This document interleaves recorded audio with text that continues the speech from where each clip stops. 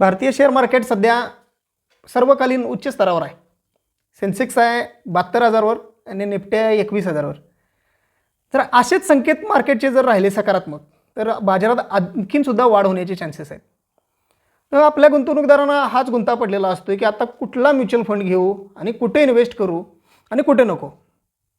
तर आपण हाच गुंता सोडवायचा आज प्रयत्न करणार आहे की म्युच्युअल फंडमध्ये कुठला फंड घ्यायचा, त्याची काय रिस्क आहे, त्याचे काय फायदे आहेत, काय तोटे आहेत आणि त्याचं काय आहे नेमकं वर्णन, त्याला का घ्यायचा, ह्याच्याबद्दल आज आपण चर्चा करणार आहे. आजचा विषय आहे म्युच्युअल फंडचे प्रकार. आपण या प्रकारांची आज जाण घेणार आहोत. ठीक आहे. स्वागत आहे आपलं आपल्या चॅनलवर, ज्याचं नाव आहे अवधूत एक्कल वेल्थ वेवर. 15च दिवसात आपल्या ह्या चॅनलनं खूप मोठी भरारी घेतलेली आहे. त्याबद्दल सर्वांचे मी आभार मानतो प्रथमतः. आणि आजच्या ह्या व्हिडिओला लाईक करा, शेअर करा, चॅनलला सबस्क्राईब करायला अजिबात विसरू नका. ठीक आहे. चलूया तर वळूया आपण आजच्या या टॉपिककडे. प्रत्येकाला वाटते की कोणता फंड घ्यायचा, त्या फंडची किती रिस्क आहे. तर आज आपण काय करणार आहे, कमी रिस्कपासून जास्त रिस्कपर्यंत. ठीक आहे. कमी रिस्कपासून जास्त रिस्कपर्यंत आजचा हा प्रवास आपण करणार आहे. या प्रवासामध्ये आपल्याला वेगवेगळ्या प्रकारचे फंड बघायचे आहेत. आता हे फंड बघत असताना पहिलं आपण क्लासिफिकेशन घेतलं आहे ते फक्त इक्विटी फंड्ससाठी घेतलं आहे. 2 प्रकारचे फंड आहेत प्रत्यक्षात, डेब्ट फंड आणि इक्विटी फंड. इक्विटी फंड म्हणजे शेअर मार्केटच्या रिलेटेड फंड. आपण फक्त आज तेवढेच बघणार आहे. डेब्ट फंड आपण परत एकदा दुसऱ्या व्हिडिओमध्ये बघणार आहे. तर पहिला प्रकार सगळ्यात फेमस प्रकार इंडेक्स फंड. आपण वाचत आलोय, बघतोय, यूट्यूबला व्हिडिओ बघतोय, प्रत्येकजण सांगतोय इंडेक्स फंड घ्या, इंडेक्स फंड घ्या, इंडेक्स फंड घ्या. तर काय असतो इंडेक्स? तर इंडेक्स म्हणजे जसं मी आता मगाशी म्हणलं की निफ्टी, सेन्सेक्स हे इंडेक्स आहेत, मार्केटचे इंडेक्स आहेत. S&P 500 हा इंडेक्स आहे. ठीक आहे. तर ह्या इंडेक्सला फॉलो करणारा फंड म्हणजे कसं, निफ्टी 50मध्ये 50 स्टॉक आहेत. 50 स्टॉकपैकी ज्या स्टॉकमध्ये निफ्टीचं वेटेज जेवढं आहे तेवढ्याच रकमेची खरेदी हा म्युच्युअल फंड करतो. उदाहरणार्थ रिलायन्स आहे 10%, उदाहरणार्थ म्हणलं मी, रिलायन्स आहे 10%, HDFC आहे 10%, ICICI आहे 5%, SBI आहे 5%.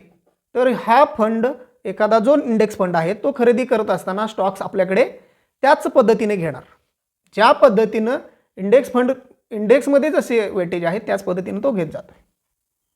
लक्षात आलं का बघा. त्यामुळे काय होतं, सेम टू सेम ह्याचे रिटर्न जे इंडेक्स पद्धतीनंच असतात. म्हणजे सेन्सेक्स ह्या वर्षी जर 10% वाढला तर तुमचा फंड पण 10% वाढणार.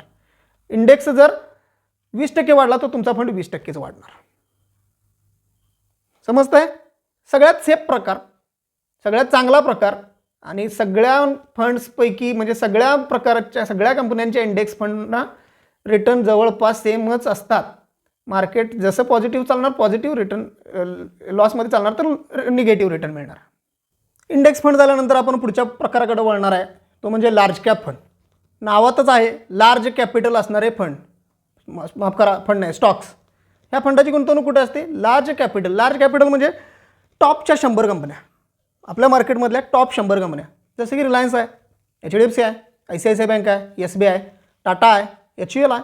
असे जे मोठे ब्रँड, मोठे बिग प्लेअर आहेत त्यांचं कॅपिटल खूप मोठं आहे. बरोबर. तर त्या कंपन्यांमध्ये ह्या फंड्सची गुंतवणूक असते.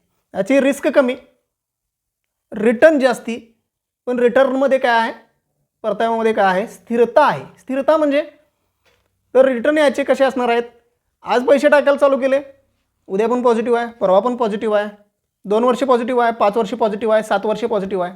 चुकून एखाद्या वर्षी मार्केट पडलं तेवढ्या वर्षभरासाठी निगेटिव्हमध्ये जाणार, अदरवाईज प्रॉफिटमध्ये राहणार कायम. तर अशा प्रकारचा फंड म्हणजे हा लार्ज कॅप फंड, ज्याला ब्लू चिप फंड पण म्हणतात. ICICI blue chip, Nippon blue chip, SBI blue chip, मोठे मोठे खूप चांगले फंड उपलब्ध आहेत. ठीक आहे. पुढच्या प्रकाराकडे वळूया. याच्या पुढचा प्रकार आहे लार्ज आणि मिड कॅप. लार्ज आणि मिड कॅपचा जर विचार केला तर याच्यामध्ये काय असणार आहे सांगितलं याच्यामध्येच. तर लार्जमधले काही स्टॉक असणार आहेत आणि मिडमधले काही स्टॉक असणार आहेत.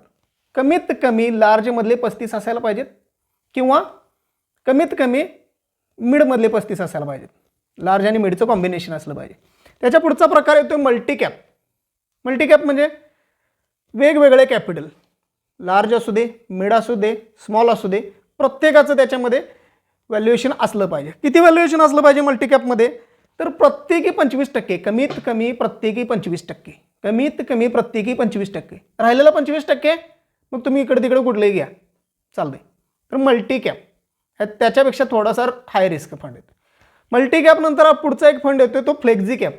मल्टी आणि फ्लेक्झीमध्ये एक छोटीशी डिफरन्स करणारी लाईन आहे. जवळपास सेमच प्रकारचे फंड आहे, पण फ्लेक्झी कॅप आणि मल्टी कॅपमध्ये काय डिफरन्स आहे? तसं मी म्हणलं मल्टी कॅपमध्ये 25-25-25 हे कंपल्सरी पाहिजे, तसं फ्लेक्झीमध्ये असं काही लिमिट नाही. स्मॉलला किती पाहिजे तेवढं द्याल, मिडला किती पाहिजे तेवढं द्याल, लार्जला किती पाहिजे तेवढं द्या. ओके. रिटर्नचा जर विचार केला तर जरासं मल्टी कॅपचा रिटर्न थोडा जास्त असतो. ठीक आहे. आता तुम्ही ठरवा मल्टी कॅप कसा आणि काय किती, बरोबर. आता आपण हे पाठीमागचे जे फंड बघितले ह्या फंड्सचा कमीत कमी गुंतवणुकीचा वेळ सजेस्टेड म्हणतोय मी सजेस्ट करतोय तुम्ही ह्या सगळ्या फंड्सना जे पाठीमागचे बघितलेले फंड जे आहेत ते 5 वर्षाच्या वर गुंतवा. ठीक आहे. मल्टी कॅप फ्लेक्झी कॅप जे फंड आहेत ते 5 ते 7 वर्षाच्या वरती गुंतवा. तर ही गुंतवणूक करत असताना तुम्ही अशा पद्धतीनं करा, 5 ते 7 वर्षे कमीत कमी ठेवा. ठीक आहे. पुढचा फंडचा प्रकार आहे आपल्याकडं व्हॅल्यू. तर व्हॅल्यू हा खूप सुंदर प्रकारचा फंड आहे. बघा, आपण नेहमी शेअर मार्केटमध्ये स्टॉकमध्ये खरेदी करताना विचार करतो की ज्या स्टॉकची किंमत पडलेली असेल पण वाढणार आहे, पडलेली आहे पण वाढणार आहे, त्याचं व्हॅल्युएशन चांगलं आहे असा फंड आपण घ्यायचा विचार करतो. तोच हा व्हॅल्युएशन प्रकार, व्हॅल्यू इन्व्हेस्टिंग म्हणतात त्याला. ICICIचा खूप जुना फंड आहे, व्हॅल्यू डिस्कवरी फंड. रिकमेंड करत नाही आहे पण आहे, माहिती असेल तुम्हाला, ऐकलं असेल तुम्ही. तर व्हॅल्यू प्रकार म्हणजे कमी किमतीत घ्यायचं आणि जास्त किमतीपर्यंत वाट बघायची, वाढेल ह्याचं ज्यामध्ये ग्रोथचं पोटेन्शियल आहे. तो मग स्मॉल कॅप असू दे, मिड कॅप असू दे, लार्ज कॅप असू दे, याचं काही कॅपिटलचं हे प्रकार नाही आहे त्याच्यामध्ये, हे नाही आहेत. तर अंडर व्हॅल्यूड स्टॉक्स फक्त ते हे ह्या फंडमध्ये घेतले जातात. याचा पण गुंतवणुकीचा टाईम जवळपास तुम्ही 7 ते 10 वर्ष द्या.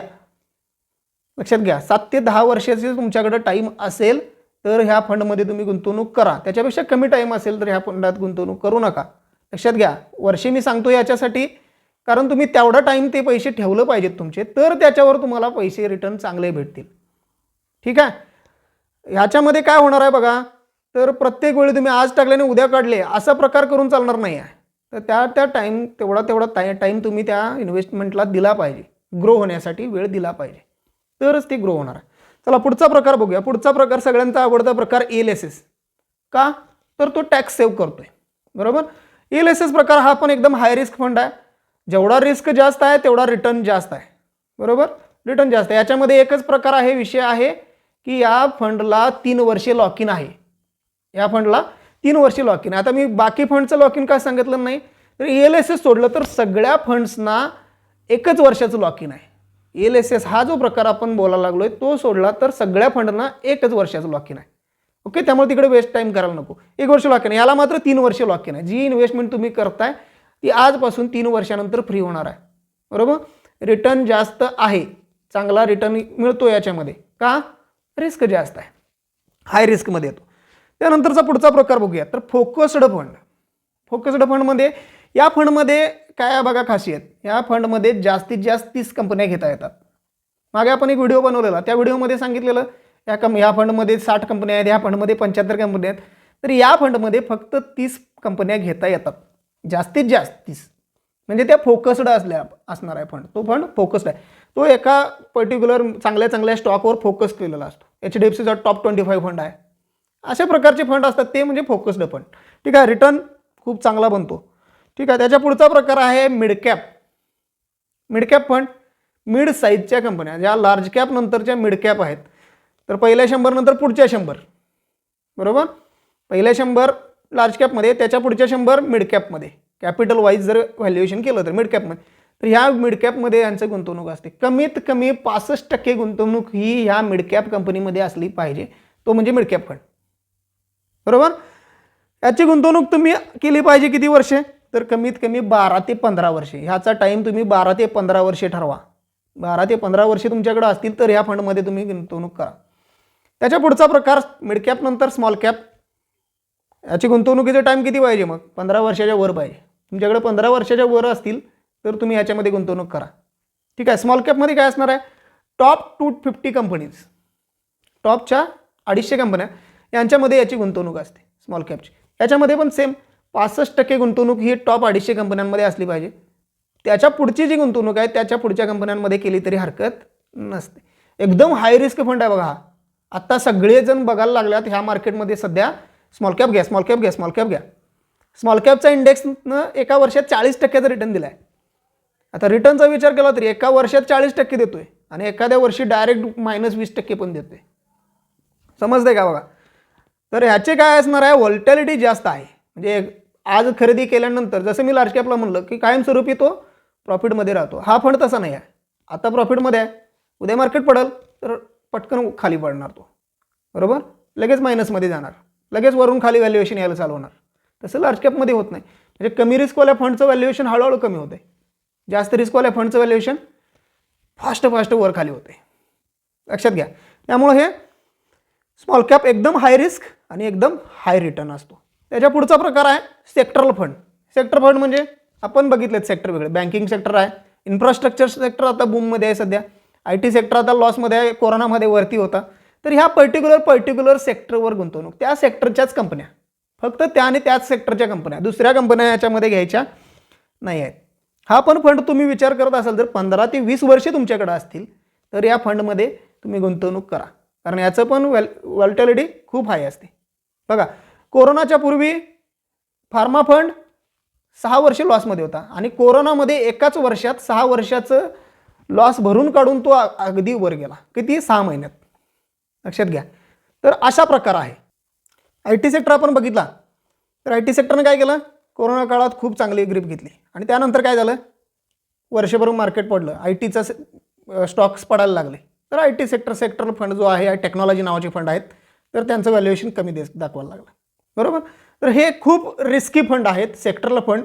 त्यानंतर स्मॉल कॅप फंड घेताना तुमच्याकडे जर 15-20 वर्षे जर गुंतवणुकीचा कालावधी उपलब्ध असेल तरच हे फंड घ्या, अदरवाईज हे फंड घेऊ नका. कमी रिस्कवाले फंड घ्या.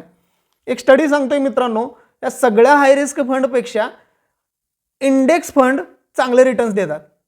सगळ्यात कमी रिस्कचा असून सुद्धा इंडेक्स फंड, जेवढे म्युच्युअल फंड आहेत त्यातले सगळ्यात चांगले रिटर्न देणाऱ्या फंडच्या यादीमध्ये इंडेक्स फंड आहेतच आहेत.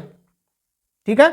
त्यामुळे फार गडबड करू नका. सगळे फंड वेगळे 100 फंड घेण्यापेक्षा एकच इंडेक्स फंड घेऊ शकताय. किंवा तुम्हाला इंडेक्सपेक्षा जर चांगले रिटर्न मिळवायचे असतील, तुमचा म्युच्युअल फंड जर इंडेक्स फंडपेक्षा चांगला रिटर्न देत असेल तर तुमचा फंड चांगला आहे, तरच तुम्ही त्यामध्ये गुंतवणूक करा. अदरवाईज त्यामध्ये करू नका. तुमच्या म्युच्युअल फंड सल्लागाराचा सल्ला घ्या आणि त्यानंतरच ही गुंतवणूक करा. मी परत एकदा तुम्हाला दाखवतो की कशा पद्धतीनं कमी रिस्कपासून जास्त रिस्कचा हा चार्ट आपण तयार केलेला आहे, बघून घ्या. तर ह्या चार्टनुसार तुम्ही ठरवा तुम्हाला गुंतवणूक किती वेळेसाठी करायची आहे, किती रिस्कमध्ये करायची आहे. ठीक आहे मित्रांनो, जर व्हिडिओ आवडला असेल तर लाईक करा, शेअर करा, चॅनलला सबस्क्राईब करा आणि बेल आयकॉन प्रेस करायला विसरू नका. थँक्यू.